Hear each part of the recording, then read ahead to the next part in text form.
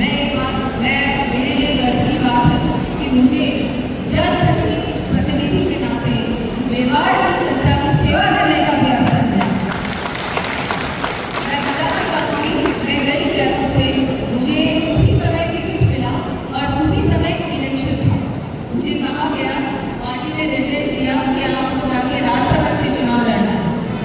मैंने सोचा पता नहीं कैसे लड़ूंगी, कैसे जीतूंगी, मुझे वहाँ कोई नहीं जानता, लेकिन मैं वहाँ गई और मैं आपको ये भी बताना चाहूँगी, जो मेवाड़ की जनता से मुझे आशीर्वाद मिला, स्नेह मिला, जो कि आज भी मिलता है, वो मुझे और कहीं से नहीं मिला। ये भी मैं बताना चाहूँगी।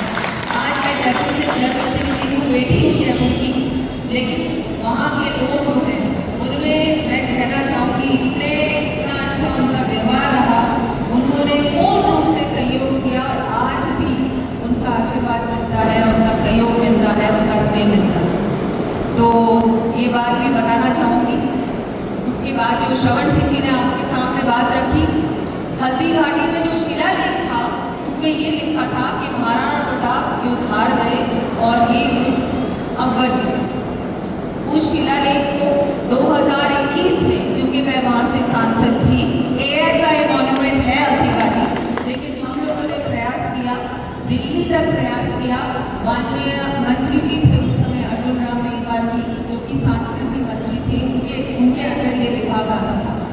उस लेख को बदला और आज अगर आप हल्दी घाटी जाएंगे तो वहाँ लिखा है कि महाराणा प्रताप युद्ध जीते थे। मैं कहना चाहूँगी मेरे कार्यकाल की सबसे बड़ी उपलब्धि हो, और शायद किसी को पता नहीं है। मैंने आज सोचा मैं इस मंच के माध्यम से क्यों ना सच्चाई बताऊँ, क्योंकि लोग बहुत उल्टी सीधी चीजें बोलते हैं। सच्चाई बताने का सबको समय आ चुका है। मैं कम बोलती हूँ, लेकिन जब बोलती हूँ